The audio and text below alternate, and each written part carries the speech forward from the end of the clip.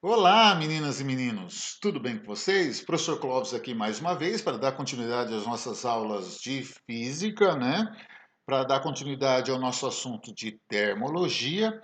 Na nossa primeira aula, nós trabalhamos os conceitos de temperatura, escala termométrica, né? Os conceitos termométricos que vão servir de base para o nosso trabalho daqui para diante em todas as aulas que a gente vai ter dentro de termologia, né? Que é um assunto que depende dessa primeira aula, dessa primeira ideia termométrica. Então, se por acaso você ainda não trabalhou essa aula, você não entendeu os conceitos termométricos, como que trabalha com escala de temperatura e tal, então é melhor que você volte lá na primeira aula, que você entenda, faça os exercícios, faça as questões, entenda bem esse processo para depois dar continuidade, porque a continuação vai depender das escalas termométricas, de fazer transformação de unidade de medida de temperatura e coisas do tipo. Tá certo? Então é um fundamento que a gente precisa ter bem entendido, tá? A gente agora vai começar a trabalhar com a chamada ideia de dilatação e contração térmicas de sólidos. Está lá na página 74, capítulo 3 do livro. Se por acaso você ainda não recebeu o seu livro, tem uma versão em PDF lá no Classroom, né? Eu mandei lá no Classroom, você pode baixar para você acompanhar se por acaso você ainda não tem o livro, correto? Beleza? Bom, antes da gente começar, olha o título aqui: dilatação e contração térmicas de sólidos. Tá? Presta atenção que eu vou daqui a pouco falar melhor sobre esse título. Tá?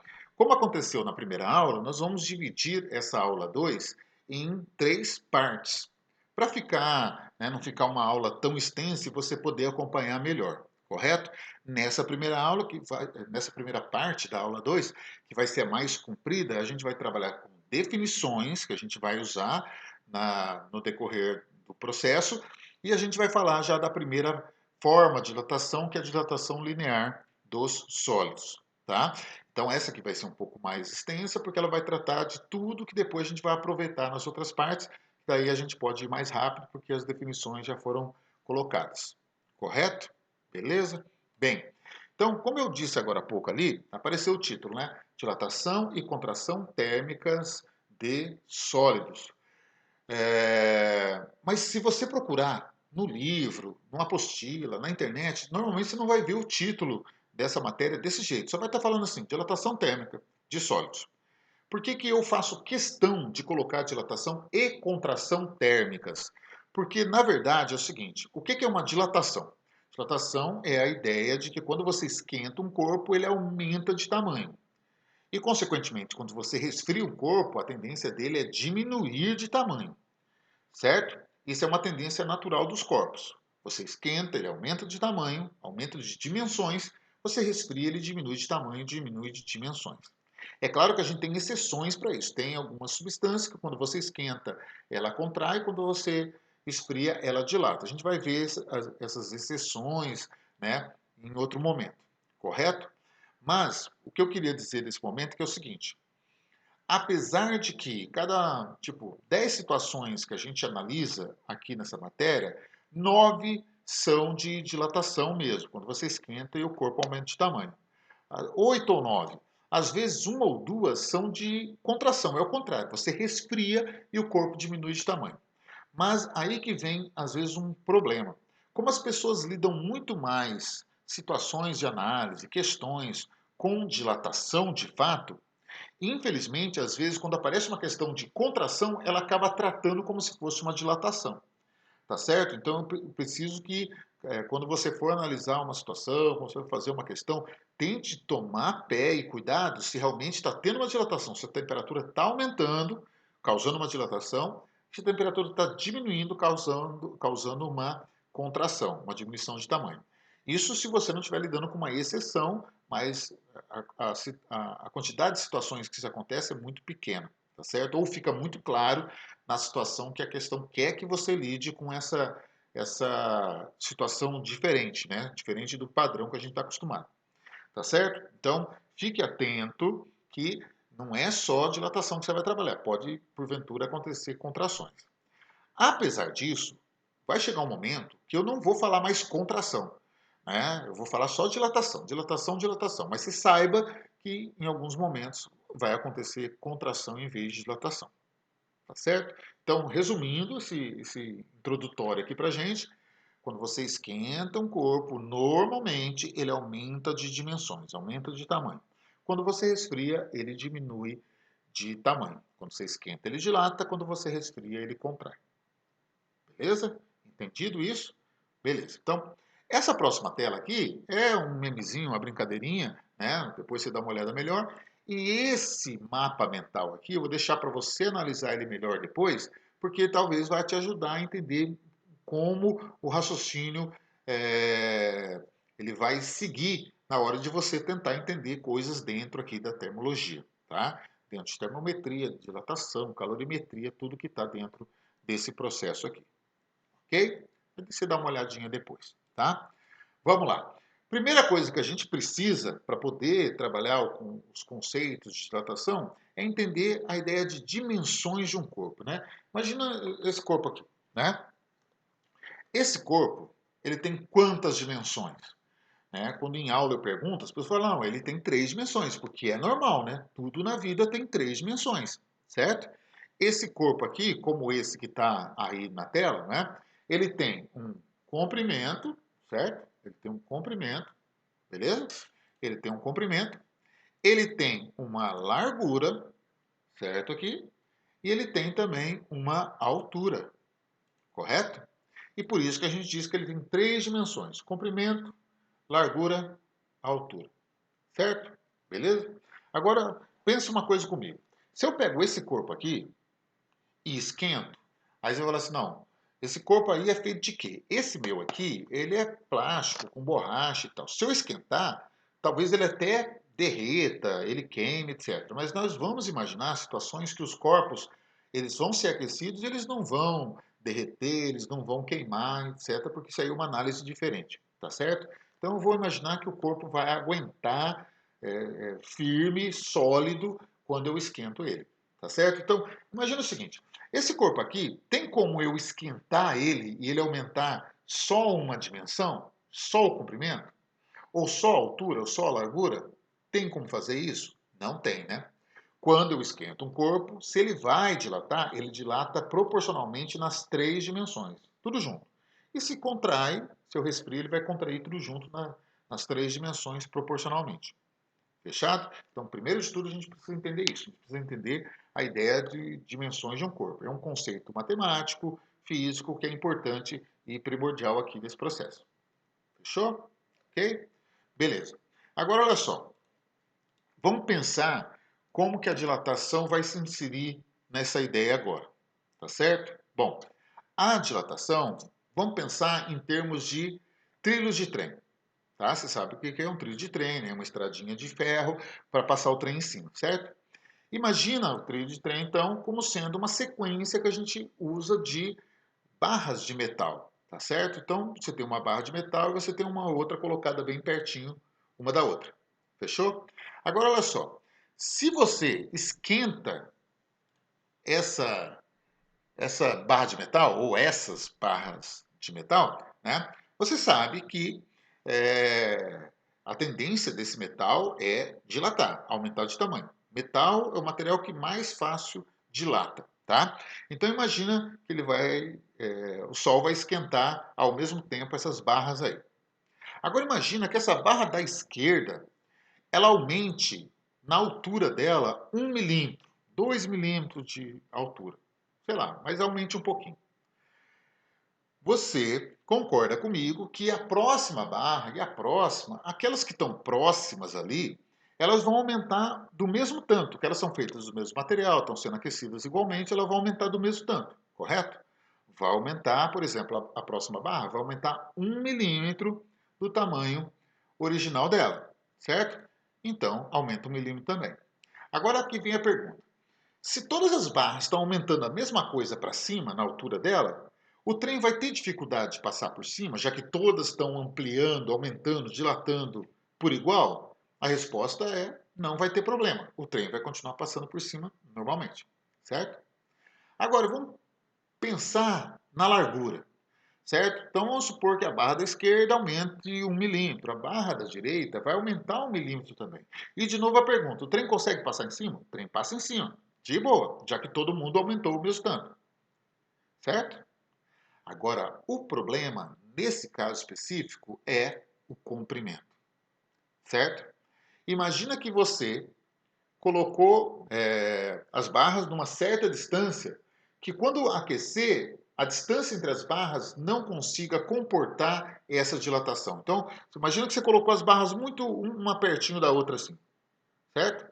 Quando elas esquentarem, uma vai tocar na outra e vai empurrar a outra e elas vão fazer o que a gente chama de encavalar, né? Uma vai empurrar a outra e vai sair do prumo, né? Vai sair do normal. Aí o trem vai conseguir passar por cima? O trem não vai conseguir passar por cima. O trem vai tombar, vai descarrilar.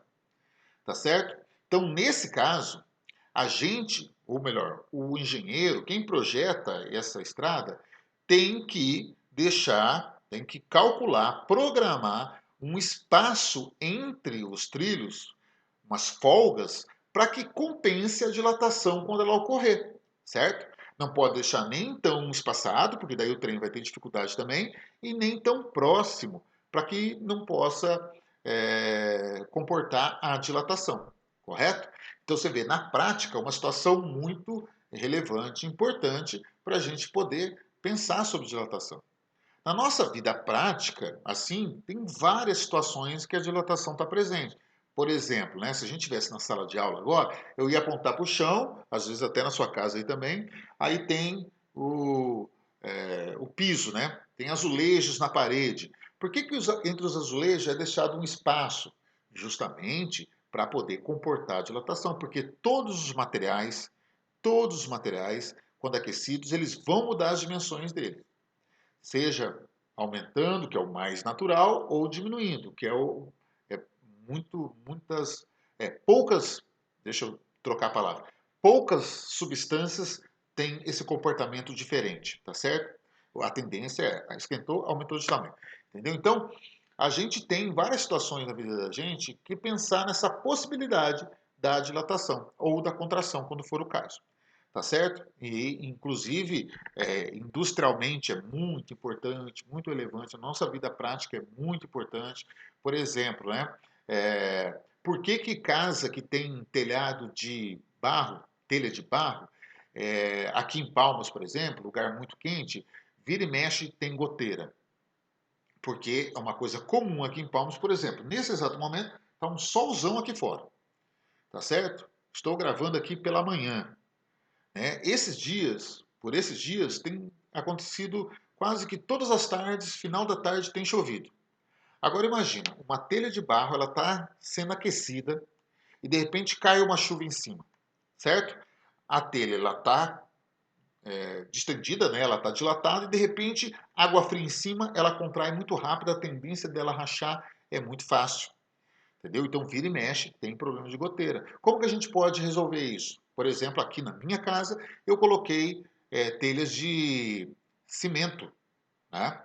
Que ela vai aguentar mais esse processo de dilatação e contração. A tendência dela rachar é menor, tá certo? E aí tem inúmeras situações em que a gente pode encontrar essa ideia de dilatação sendo pensada para prevenir um problema, principalmente na indústria, na construção civil, né? Na hora que constrói uma casa, um prédio, isso tem que ser levado em conta, tá certo? Ok? Vamos lá? Vamos seguir? Vamos. Agora olha só, voltando aqui para a nossa caixinha. Esse corpo aqui tem 3 dimensões, correto? Repetindo uma coisa que eu já falei, quando eu esquento, ele vai tender a aumentar as 3 dimensões ao mesmo tempo, correto? Correto. Mas, olha, né, pensa naquela situação que a gente acabou de lidar com o trilho de trem. Reparou que a altura não fez diferença para o processo? Quando a altura aumentou, não fez diferença?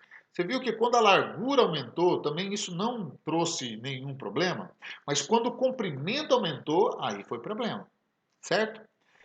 Agora, vou colocar uma frase estranha aqui a princípio, mas você já eu acho que você vai entender. A dilatação térmica, ela é sempre uma única coisa. em 3 dimensões. Mas, conforme o caso, ela pode ser 3 diferentes. É estranho, né? Como que uma coisa é uma coisa, mas ao mesmo tempo ela pode ser 3? É porque depende, né? No caso de dilatação, quando a gente trabalha com as dimensões, quais dimensões realmente vão influenciar no processo em termos de dilatação e quais dimensões não vão. Por exemplo, quando você tem uma barra, como a minha régua aqui, uma barra de metal, né? Quando eu esquentar, essa barra ela tem uma tendência de aumentar nas laterais maior do que aumentar nas outras dimensões. Ou seja, essa barra ela tem maior possibilidade de aumentar só no comprimento, numa única dimensão.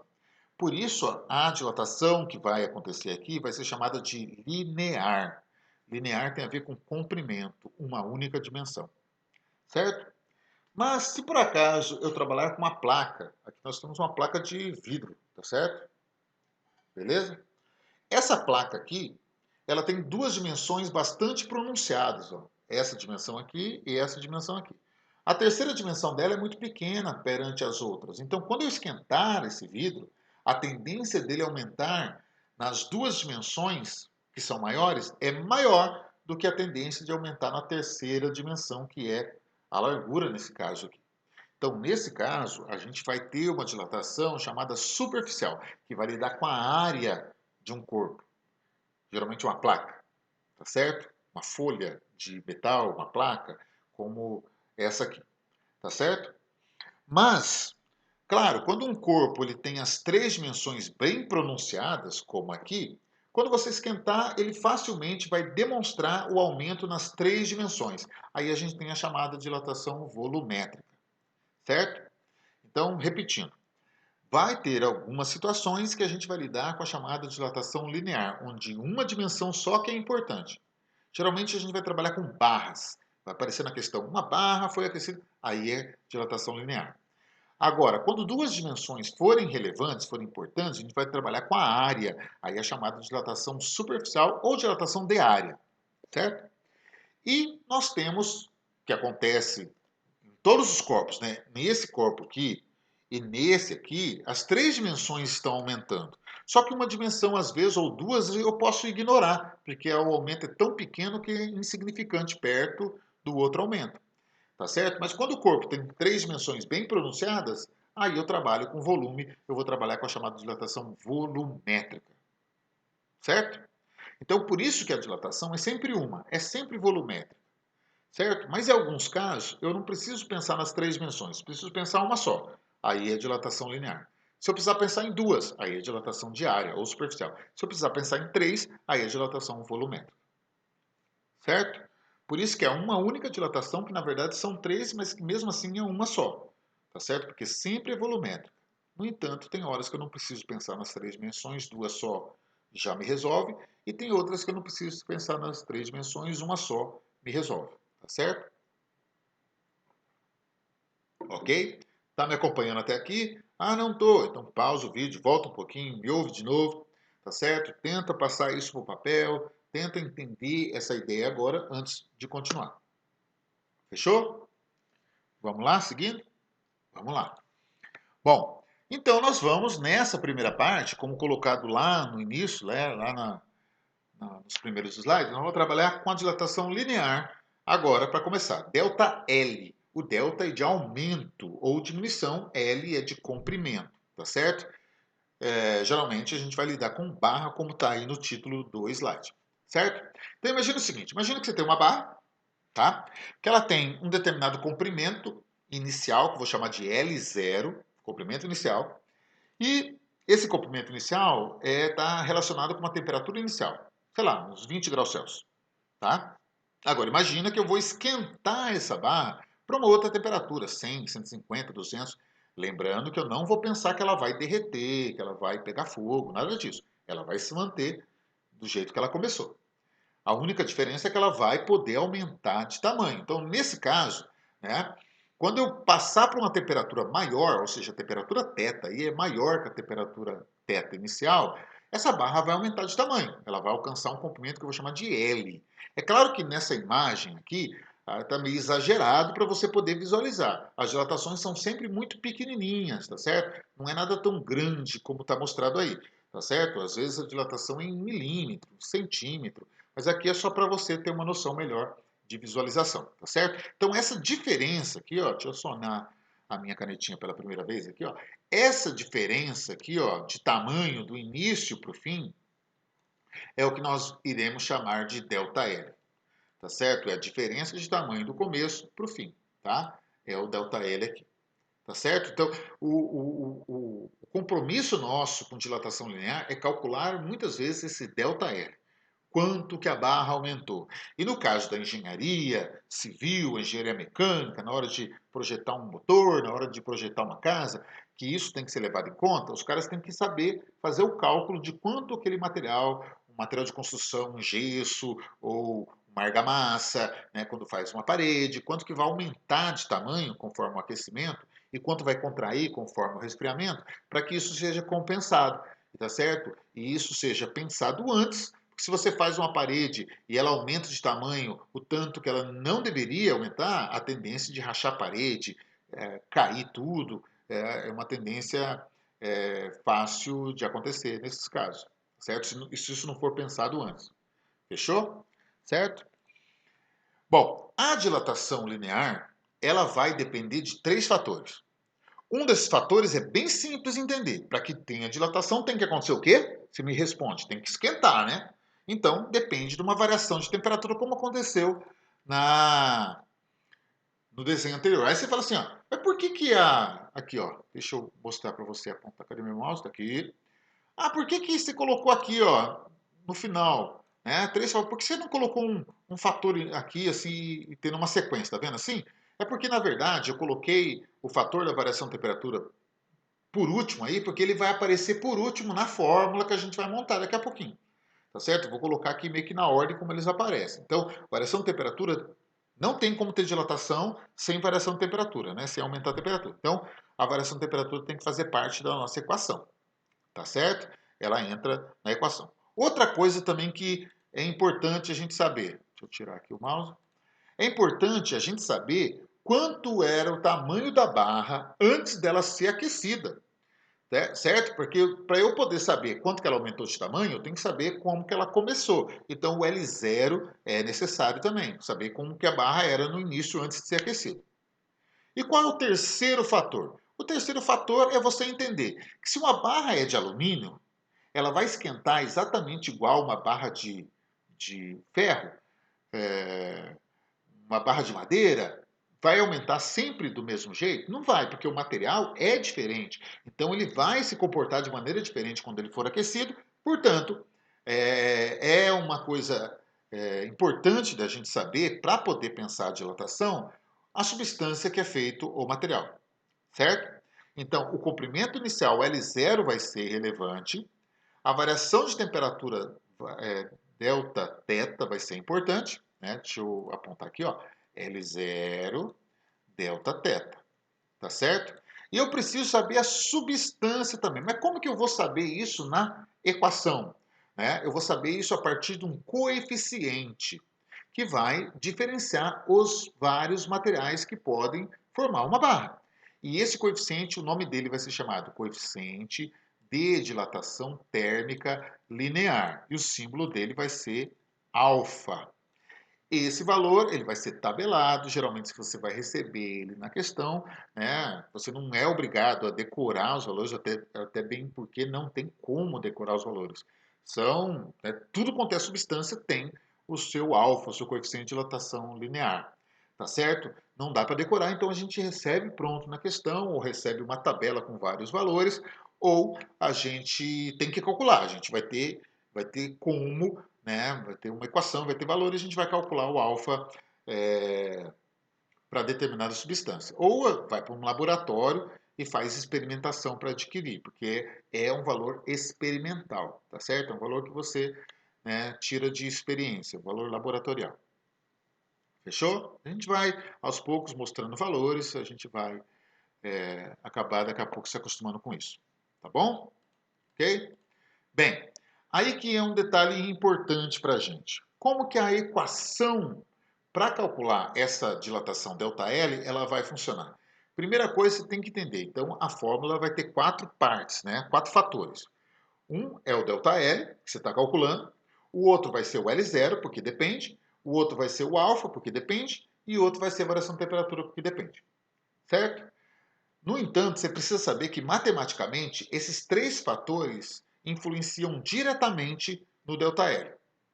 Ou seja, se eu aumento o L0, aumento o ΔL. Se eu aumento a variação de temperatura, aumento o ΔL. Se eu coloco um alfa maior, se eu quero que o material dilate bastante, eu coloco um alfa maior e aí o ΔL vai proporcionalmente ser maior também.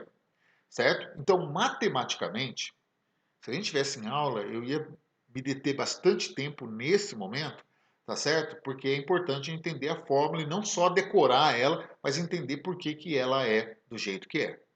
Mas eu vou tentar rapidamente aqui resumir. Em matemática, fatores que são diretamente proporcionais, eles se dividem numa equação, certo? Então, na hora que eu for mostrar a equação aqui, eu vou ter que primeiro, né, obviamente, escrever o ΔL, porque eu vou calcular o ΔL.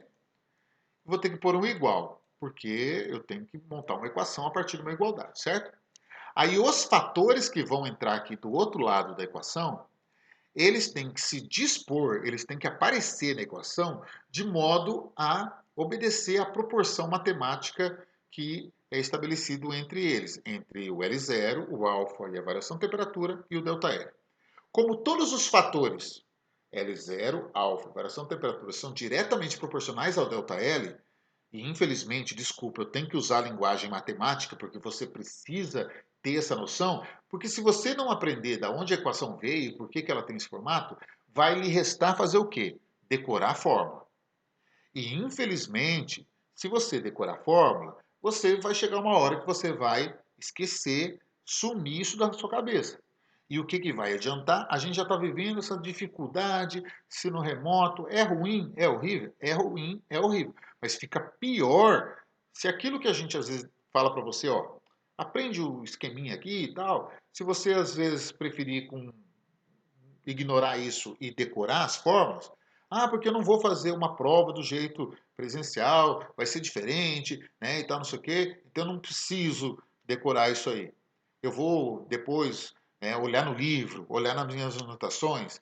Infelizmente, você pode fazer isso, mas não vai adiantar, porque daqui a pouco você vai uma hora que a gente voltar para o presencial, se Deus quiser, isso vai ser exigido de você e você vai ter dificuldades. Então é melhor que desde agora você vá entendendo os procedimentos, como eles funcionam. Certinho? Então olha só.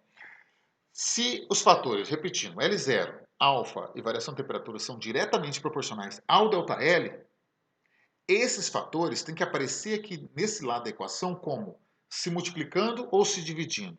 Aí a gente tem que pensar, na matemática, fatores que são diretamente proporcionais, eles se dividem, certo? Numa equação. Então, quando eu colocar o L0 desse lado aqui, ó, eu tenho que colocá-lo de modo que ele vai multiplicar o alfa e de modo que ele vai multiplicar também a variação de temperatura. Porque veja o seguinte, quando eu pegar esse L0 e passar para o lado de lá, ele vai dividindo. Então, matematicamente, dois fatores que se dividem são diretamente proporcionais. Quando eu pegar o alfa e passar para o lado de lá, ele também vai dividindo, mostrando que ΔL e alfa são diretamente proporcionais. E também, se eu pegar o meu valor de variação de temperatura e passar para o lado de lá da igualdade, eles vão dividindo. E, portanto, a variação de temperatura e o ΔL são diretamente proporcionais. Mas, de novo, eu te faço a ressalva.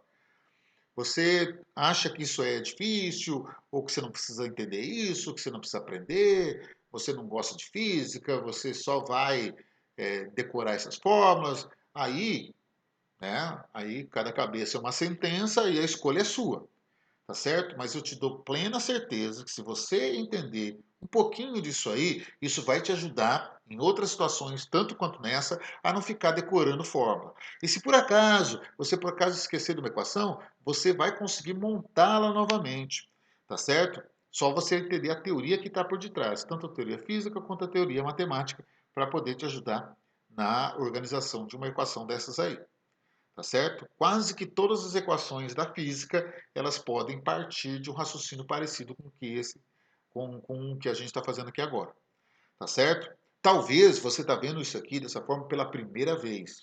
E se você está vendo pela primeira vez, talvez nas outras formas você só recebeu, pronto, acabou, como se fosse uma coisa pronta que Deus mandou ser daquele jeito e acabou. Não, tudo tem uma lógica para ser montado. Agora, se você já foi inserido nessa ideia, ou em matemática, ou em física, ou em química, né, e você já entendeu esse propósito, aqui só vai, só deslanche, entendeu? Você só aproveita esse processo. Se você não tem, eu acho muito válido, muito importante você aprender a pensar isso aí, tá certo? Porque eu sei que tem pessoas que têm bastante dificuldade, tudo bem, concordo. Mas não vai, infelizmente, fugir disso por muito tempo. Aí você vai chegar num outro momento, você vai precisar disso, entendeu? Né?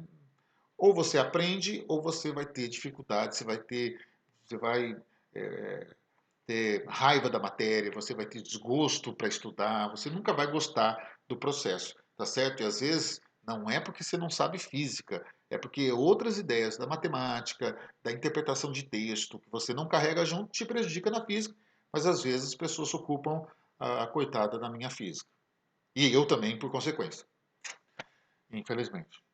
Tá bom? Mas vamos lá, seguindo então. Deixa eu apagar isso aqui. Então tá aí a nossa equação. ΔL é igual a L0 vezes alfa vezes variação de temperatura. Lembrando que esses fatores se multiplicam do lado direito da equação em função de que já que eles são diretamente proporcional à dilatação, ao ΔL da barra. Certo? Beleza. Agora, uma coisa tão importante quanto são as chamadas unidades de medida, né? Quais são as unidades de medida que a gente vai usar para cada um desses termos dentro da equação? ΔL e L0 são comprimentos, tá certo? Então, normalmente, nós usamos qual unidade para comprimento? Você vai me responder metros, né? Então, eu vou usar metros para ΔL. Mas eu posso usar centímetro, posso usar milímetro, posso usar quilômetro, mas o sistema internacional manda ser metros. No entanto, a gente vai usar muito centímetro e milímetro, já que as dilatações são sempre muito pequenininhas, né? Ou as contrações. Então, se o ΔL é em metros, o L0 também é em metros. A variação de temperatura, normalmente a gente vai usar em graus Celsius. Eu já volto nesses cortes aí, certo? E aí vem o detalhe, né? A variação de temperatura em Celsius aqui, certo? Eu tenho o L0 em metros, o ΔL em metros. Tá vendo que foi cortada a unidade aqui? É justamente para a gente fazer uma coisa chamada... a gente entende que a equação está matematicamente plausível, ela está matematicamente organizada. É quando as unidades de medida de um lado da equação coincidem com as unidades que tem do outro lado da equação. Então, como, né, o ΔL é em metros, eu preciso que o L0 seja em metros também, para que quando eu faça a equivalência das unidades, eu possa cortar esses metros de um lado e de outro, para que a igualdade se mantenha. Aí vem um detalhe. Quando eu corto metro de um lado e metro de outro, desse lado direito sobra o grau Celsius e do lado esquerdo não tem unidade mais. Então, essa equação, do jeito que eu coloquei aí para você agora, ela não está correta nas unidades de medida. Mas daí você fala, mas está faltando unidade de medida do alfa. Qual a unidade de medida do alfa? Aí que vem o caso. O alfa ele tem que ter essa unidade 1 dividido por grau Celsius, certo? Para que quando eu multiplique todos esses fatores aqui, vá cortar esse grau Celsius aqui com esse grau Celsius e todas as unidades desse lado elas vão sumir, a unidade desse lado ela vai sumir, mostrando que essa equação é matematicamente bem feita. Ela está certinha matematicamente. Por isso que os termos eles têm que estar nessas posições para que as unidades se organizem também e fechem do lado esquerdo e do lado direito. Por isso que eu não posso colocar um ΔL em metros e um L0 em milímetros. Não vai bater. Eu não posso colocar um alfa 1 sobre grau Celsius e temperatura em Fahrenheit. Não vai bater. Então todo mundo tem que obedecer o mesmo sistema, certo? Então a unidade aí do grau Celsius vai cortar. E a unidade, então, do alfa, do coeficiente, vai ser 1 dividido por grau Celsius, ou do jeito que mais a gente vê aparecendo, que é 1 dividido por grau Celsius. Tá vendo aqui, ó? Ou melhor, perdão, é 1 sobre grau Celsius, ou mais normalmente aparece grau Celsius na menos 1, porque quando a gente inverte de baixo do sinal de divisão para a parte de cima, inverte o sinal do expoente, né? Lembra que aqui não aparece, mas tem um expoente aqui, ó, o expoente é 1, né? Quando eu pego esse grau Celsius na 1 e subo, ele fica negativo, tá? Aí é matemática de inversão de sinal de potência, tá bom? Ok? Bem, você vai se acostumar que vai aparecer esse grau Celsius na menos 1 direto, tá? Obedecendo a unidade do coeficiente de dilatação, certo? Bom, então, unidade de medida, tanto ΔL como L0 pode ter metro, centímetro, milímetro, qualquer unidade de comprimento. O alfa vai ser a unidade especial grau Celsius na menos 1. A variação de temperatura geralmente vai ser grau Celsius. Ah, pode aparecer grau Fahrenheit? Pode aparecer Kelvin? Pode, mas daí o alfa vai ter que corresponder também. Entendeu? Como normalmente o alfa é dado em grau Celsius na menos 1, não quer dizer que não possa aparecer em grau Fahrenheit na menos 1 ou Kelvin na menos 1. Só que isso é muito, muito, muito raro. Tá certo? A gente vai se acostumar a lidar com alfa, grau Celsius a menos 1. Então a temperatura tem que estar em grau Celsius. Então, se por acaso a temperatura ela aparecer em Fahrenheit, você vai jogar para o grau Celsius. Se aparecer em Kelvin, você vai jogar para grau Celsius. Se aparecer em qualquer outra unidade, você vai jogar, transformar para grau Celsius para poder lidar com alfa na unidade padrão dele. Tá bom? Bem, agora, né, uma coisa que eu disse um pouquinho mais cedo, os metais são os materiais que com mais facilidade eles se dilatam e, portanto, eles têm um maior coeficiente de dilatação. Tem materiais que já não dilatam com tanta facilidade, por exemplo, o vidro pirex. Sabe o vidro de algumas travessas que a gente usa na cozinha, que a gente pode pôr no forno, que ela não quebra, etc. É porque é um vidro especial que aguenta o aquecimento. Ele tem pequeno coeficiente de dilatação, tá certo? E é por isso que a gente tem tabelas. Por exemplo, essa tabela aí é uma tabela que tem no livro de vocês, também você encontra com muita facilidade, mostrando alguns materiais, né? E os seus coeficientes. Por exemplo, aqui você consegue ver, né? Deixa eu voltar aqui.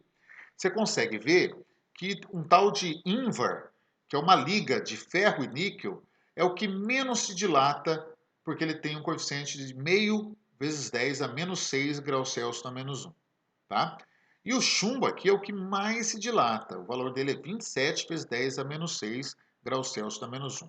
Aí uma coisa que eu peço para você ter atenção também. Repara que todos os coeficientes eles têm potência de 10 associado, vezes 10 a alguma coisa, tá? E você vê que esse expoente, que aqui é tudo menos 6, mas podia ser menos 4, menos 5, cada material tem o seu valor, né? Repara que é tudo elevado a expoente negativo. E um potência de 10 negativa quer dizer um número muito pequeno. E é isso que justifica as dilatações geralmente serem pequenas, porque os coeficientes são pequenos. Tá certo? E aí é uma coisa que você precisa ter cuidado. Vai ter questão que ele vai te pedir para calcular um alfa, certo? Aí você fez a conta lá, ele deu vezes 10 a mais 3. Está errado. Você errou. Ah, professor, mas foi o que deu na conta. Não interessa. Esse valor, ele não condiz com o que a gente deveria esperar para aquele coeficiente. Então, é sempre o elevado a um expoente positivo. Perdão, negativo. Tá certo? Porque as dilatações são sempre muito pequenininhas. Fechou? Bom, aí você viu aí que eu coloquei essa imagem, uma pessoa aí tentando abrir um pote, né? Geralmente acontece isso em casa, a gente vai tentar abrir um pote de palmito, por exemplo, e sem dificuldade, como que a gente pode proceder numa situação assim, né? Às vezes a experiência pessoal da sua mãe, do seu pai, né, fala assim, ó, bom, né? Ou eu dou uma martelada no, no pote de vidro, por exemplo, às vezes o pote de vidro e a tampa é de metal, né? Dou uma martelada, que não vou fazer, não vai, né, vai dar um baita com bagunça ali, mas dá para usar a física. Mesmo que às vezes as pessoas não saibam, né, a física que está por detrás, ela tem a experiência pessoal dela. Ela sabe que se colocar esse conjunto debaixo da água quente, A tampa, que é de metal, ela vai dilatar mais do que o pote, que é de vidro, dilata também, mas menos, então com maior facilidade você consegue soltar o pote, tá certo? A tampa do pote, melhor dizendo, tá? E abrir o pote, tá certo? Então, essa ideia, inclusive, vai aparecer em várias situações, várias questões de como se resolve esses problemas, né? Você tentar encaixar uma peça dentro de outra, só que uma é menor do que a outra, você pode dilatar uma, contrair a outra para poder encaixar, né? Você pode esquentar uma peça, esfriar a outra para tentar achar o encaixe ali melhor para a situação, tá certo? Ok? Inclusive, é isso que trata esse primeiro exercício aqui, página 78 do livro, né, exercício 1. Ele fala assim: um mecânico pretende soltar uma porca de ímbar, que é a liga de ferro com níquel, de um parafuso de ferro. Isso é uma coisa comum que acontece na prática, né? O parafuso e a porca, elas não são feitos do mesmo material. Aí ele fala: qual deverá ser o procedimento térmico adotado pelo mecânico se a porca estiver emperrada? Então ele pede para você consultar a tabela. A tabela, né? Ela está aqui, né? Eu vou colocar a tabela para você. Aí você vê, né? A porca é de ímbar, dilata pouco. O parafuso é feito de ferro, dilata mais. Mas se eu esquentar esse conjunto, o parafuso vai dilatar mais do que a porca e vai prender mais. Concorda comigo? Porque o parafuso dilata mais, então se eu esquentar todo mundo, eu vou fazer com que o parafuso fique mais preso ainda na porca e vice-versa. Uma forma de resolver isso, em vez de esquentar, é esfriar. Porque quando eu resfrio, o parafuso de ferro ele também vai contrair mais rápido e em maior quantidade do que a porca de ímã. Porque do mesmo jeito que o material dilata mais quando o coeficiente dele é maior, ele contrai mais quando o coeficiente dele é maior também. Tá certo? Então, isso quer dizer que se você esfriar esse conjunto, o parafuso vai diminuir de tamanho numa quantidade maior do que a porca e você vai conseguir soltar com maior facilidade. Tá certo? Então, isso, vá se acostumando, porque isso é uma coisa que aparece com certa facilidade nas questões quando você for dar uma olhada nelas. Tá bom? Como que você resolve o problema de uma peça encaixar na outra, ou estar tá emperrada na outra, travada, está presa na outra? Beleza? Ok? Seguindo. Agora, de vez em quando, pode até ser que você precise calcular o comprimento final da barra e não o ΔL. Então você pode fazer uma substituição. Tá aqui, ó. Você pode pegar, deixa eu apagar aqui. Você pode pegar o ΔL da equação e substituir por L menos L0, que é a variação, né? L final menos L inicial, certo? E você pode jogar dentro da relação, ó, tá vendo aqui, ó? Eu substituí isso aqui, que é o ΔL, por L menos L0. Aí, como eu quero calcular o L final, eu posso pegar esse L0 que está subtraindo e jogar para o lado de lá somando, certo? E aí, tá vendo aqui, ó? Só que repara, matematicamente eu tenho L0 aqui e L0 aqui. O que eu posso fazer? Eu posso pôr em evidência, eu posso deixar a equação assim, escrita assim, que me permite calcular o L final direto, ou eu posso perceber que aqui eu tenho o L0, aqui eu tenho o L0, eu posso colocar o L0 em evidência. Então, colocando ele em evidência, né, a equação fica nesse perfil aqui, ó. L igual a L0, a parênteses, 1 mais alfa vezes variação de temperatura. Certo? Mas agora eu preciso fazer uma observação para vocês. Eu não uso essa equação aí. Só em casos muito específicos. Tá certo? Eu não uso. Por quê? Porque eu acho mais difícil fazer contas com essa equação do que com o outro formato dela. Por quê? Porque, por causa dessa parte aqui, ó, você vai ter que somar o número 1 a um número muito pequeno, porque esse aqui, como o alfa é muito pequeno, você vai ter que somar ele a um número muito pequeno. E você vai ter dificuldade depois de pegar esse número que é muito pequeno, somado a 1, e multiplicar vezes o L0. Ah, professor, mas eu jogo na calculadora. De novo, você, quanto mais precisar na sua vida, que é o vestibular do Enem lá na frente, você não vai ter a calculadora. Então, eu acho mais fácil e com menos trabalho matemático usar outra equação. E depois, professor, mas a questão está pedindo um L final, aquela outra equação, a padrão, é para achar o ΔL, não tem problema. Depois que você acha o ΔL, você faz o seguinte, ó, você pega ΔL igual a L menos L0, né? Você já vai ter o ΔL que você já calculou, você vai ter o L0 que a questão te deu, você soma os dois e vai ter o L final. Mas aí eu vou usar duas fórmulas. Sinceramente, para mim e para muita gente, você talvez nunca fez isso aqui, às vezes você, né, não tem a dimensão, né, da dificuldade. Mas, né, principalmente se for usar sem calculadora. Mas quem não usa calculadora, que é o meu caso, eu não uso calculadora para qualquer conta, tá certo? Eu uso para aquelas que são mais complicadas. Então, como eu não uso, eu prefiro usar outra equação que mesmo eu usando duas, na verdade, a padrão, e esse ΔL e L menos L0, para mim é mais fácil. Mas, de novo, é escolha da pessoa. Se você quiser usar essa forma do jeito que ela está escrita aqui, ó, tudo bem, é com você, tá? Mas saiba que muita gente que tenta usar essa equação sem calculadora sofre mais do que quem não usa ela, tá? Isso é comprovado, muitos anos eu vendo isso acontecer. Mas, de novo, você tem o livre-arbítrio, você pode escolher o que você quiser, tá bom? Beleza? Vamos lá fazer questões? De fato? Questões de cálculo e tal? Então, vamos lá. Essa aqui é da minha lista de exercícios. Você vai encontrar lá no livro, você vai encontrar na própria lista outras questões parecidas com essa. Vai ter questão que é só praticamente jogar na fórmula e vai ter questão que você vai ter que pensar um pouquinho mais. Tá certo? Essa aqui basicamente é só mais jogar na fórmula. Tá? Primeiro vamos ler a questão. Determine a variação da altura em milímetros de um prédio de 50 metros numa cidade em que a variação de temperatura entre o inverno e o verão é de 20 graus Celsius.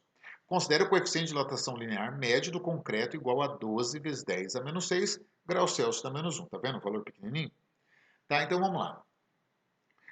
Antes da gente ir para a próxima tela, a resolução, percebe aqui, ó, milímetros ele quer a resposta. Só que ele deu um dado em metros. Eu tenho que transformar isso aqui? Não, você pode permanecer em metros e depois, no final, transformar. Dá para fazer assim também, certo? Você escolhe. Bom, então os dados são o comprimento inicial do prédio, que é 50 metros, certo? A variação de temperatura entre o inverno e o verão, que é de 20 graus Celsius, também foi dado na questão.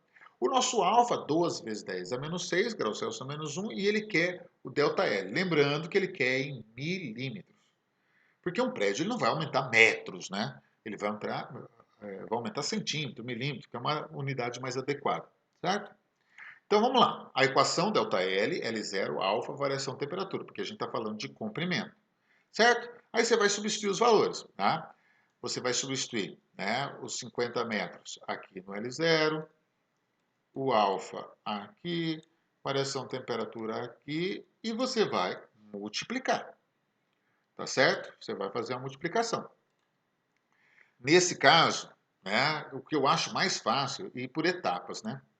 Você, por exemplo, multiplicar os 50 vezes o 20, que dá 1000, mantém o alfa do jeito que ele está ali, tá certo?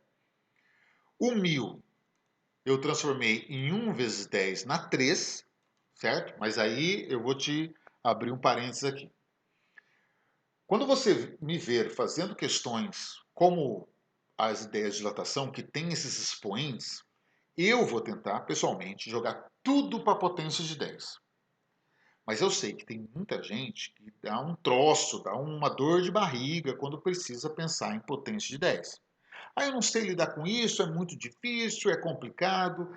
Aí, como eu disse em outros momentos, aí é com você. Como você vai fazer essa conta, é com você, porque aí a física não existe mais, agora é só matemática. Mas eu vou usar calculadora, não tem problema. Sabe que o preço pode ser pago mais tarde, né? Mas eu posso te dizer uma coisa. Se você aprender a lidar com potência de 10, correr vírgula para um lado, correr vírgula para o outro, no caso das vírgulas, ou transformar números grandes ou pequenos em potência de 10, se você aprende a fazer isso, você melhora muito a sua matemática. Ouça bem o que eu estou te dizendo. Você aumenta muito a sua matemática, melhora muito a sua matemática, melhor dizendo, e melhora muito a sua física, que vai depender da matemática, obviamente. certo? Então confia nele aqui, tá certo? Ah, mas eu nunca fui exigido nisso aí, nunca me cobraram, etc. Você vai cobrar? Não, eu não vou te cobrar o jeito que você faz a conta. Só que, né, eu estou te orientando. Aprende a mexer com a potência de 10, porque você vai dar um salto na matemática e você vai dar um salto na física. Se você pretende dar esse salto, aprende potência de 10. Correr vírgula para a esquerda, para a direita e coisa do tipo. Tá certo? Isso só vai te trazer benefício nesse momento e no futuro próximo e no longo prazo também. Tá certo? Mas houve a orientação aqui. Tá? Quando chega aqui, ó, multiplica 1 vezes o 12, dá 12, né? Aí sobrou as potências de 10. Como que você faz multiplicação de potência de 10? Você mantém a base e soma os expoentes, né?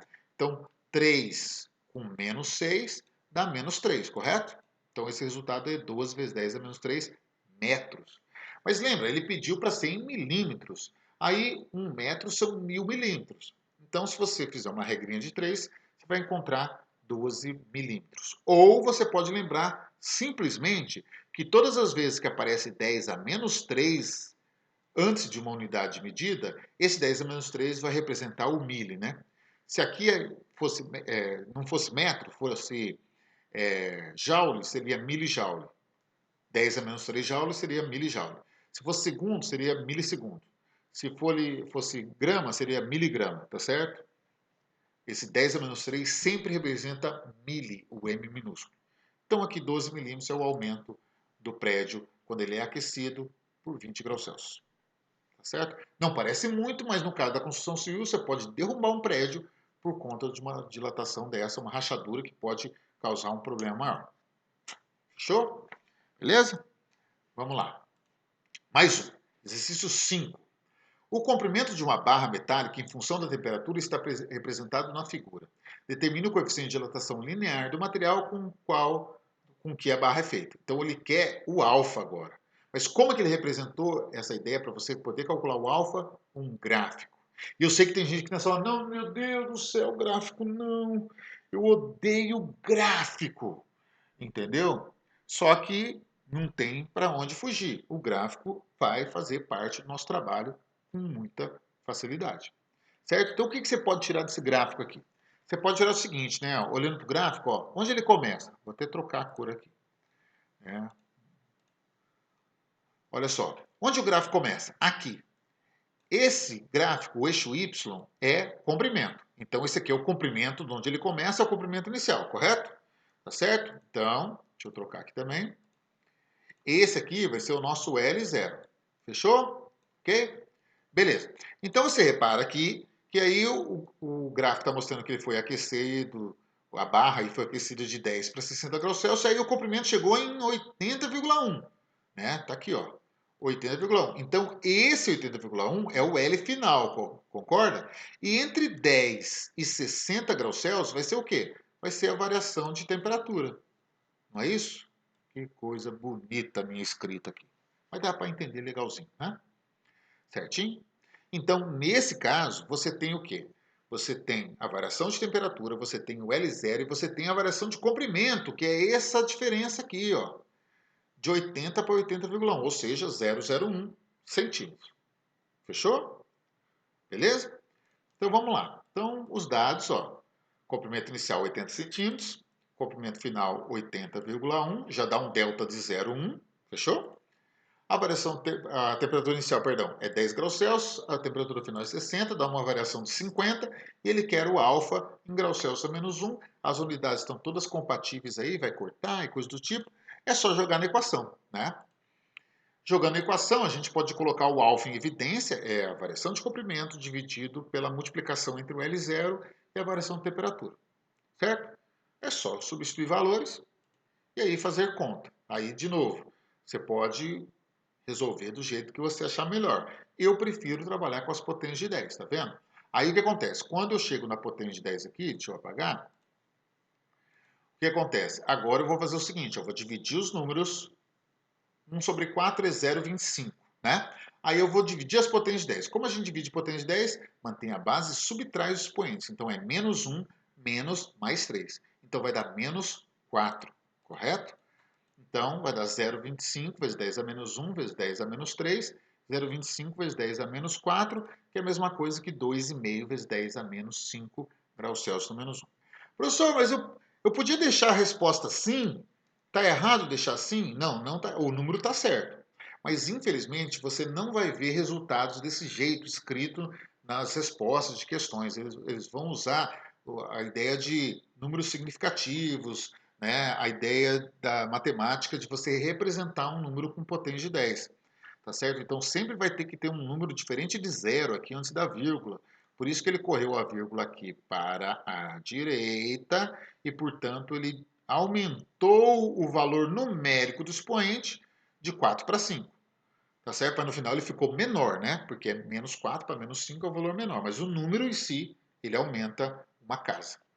Porque você veio para a direita. Se você fosse para a esquerda, aqui ficaria menos 3. Certo? Ok? Bom, aí é o alfa, o jeito de calcular alfa. Bom, agora que a gente tem um caso especial dentro da ideia de dilatação. É a chamada lâmina bimetálica. O que é uma lâmina bimetálica? A lâmina bimetálica é você pegar dois metais e grudar uma na outra, soldar uma na outra. E esses metais, essas barras, essas lâminas, elas são de materiais diferentes. Então, quando elas forem aquecidas, elas vão tentar dilatar, mas como elas estão presas uma na outra, elas vão sofrer um encurvamento. E isso é bastante útil em várias situações. Quer ver? Olha só. Imagina você tem aí duas barras, elas estão presas, uma barra de um material A, uma barra de um material B, onde a barra A tem coeficiente maior do que a barra B, dilatação linear. Elas estão numa temperatura inicial, tá? Agora imagina que eu vou esquentar, eu vou variar a temperatura positivamente. Eu vou verificar visualmente que essa barra ela vai se arquear, ela vai se deformar para o lado da barra B. E por que isso? Porque a barra B ela tem coeficiente de dilatação menor. Agora imagina o seguinte, né? As barras elas estão unidas, elas vão ser aquecidas e elas vão dilatar. Mas como elas estão presas, a barra A vai tentar dilatar mais que a barra B, mas a barra A vai impedir a barra B vai impedir a barra A de dilatar tudo que ela pode. Então, a barra B, que tem coeficiente menor, ela vai puxar a A para o lado dele para impedir, ou para tentar impedir que a barra A dilate o tanto que ela deveria. Então, você vê que o sistema ele vai se encurvar para o lado da barra de menor coeficiente de dilatação. Aí você fala assim, mas o que isso tem a ver, né? Tem a ver que a gente tem alguns sistemas na vida prática da gente que se ligam e desligam automaticamente, por exemplo, sem você ter uma chave de liga e desliga. Por exemplo, o ferro de passar. Você já reparou que o ferro de passar não tem uma chave de ligar e desligar? Mas quando você está usando ele, de repente ele dá um estalo lá dentro, de repente dá outro estalo, dá outro estalo. Esse estalo é quando lá dentro uma barra metálica ela está se encurvando e quando ela se encurva, ela abre o circuito elétrico, porque o ferro vai esquentar, né? Então ela se encurva, ela abre o circuito elétrico, para de entrar corrente elétrica no ferro de passar e ele para de funcionar. Conforme ele vai resfriando, essa barra ela estava curvada, ela vai voltar para a sua posição original, vai ligar o circuito de novo e o ferro vai voltar a funcionar. Por isso que fica dando aqueles estalinhos lá dentro. Uma hora ela liga, uma outra hora ela desliga, tá? Esse sistema que você tem na frente é para ligar e desligar uma lâmpada por aquecimento da barra metálica também, tá certo? Ar-condicionado tem aquele sistema que liga e desliga. Geladeira também sistema que liga e desliga.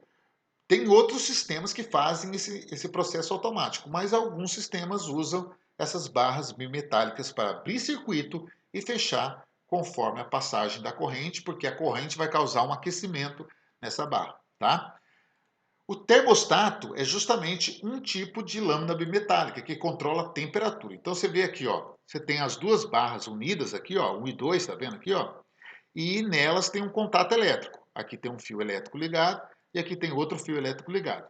Aí, quando você liga esse equipamento, vai entrar corrente aqui por esse fio azul, por exemplo, e vai sair e vai fazer o circuito passando pelo fio vermelho, tá vendo? Mas essa passagem de corrente acaba ocasionando um aquecimento. Você já deve ter colocado a mão num objeto que está funcionando e ele esquenta, tá? Então, a corrente elétrica muitas vezes causa aquecimento. E esse aquecimento, muitas vezes, aqui nesse caso, é suficiente para que a barra se arque.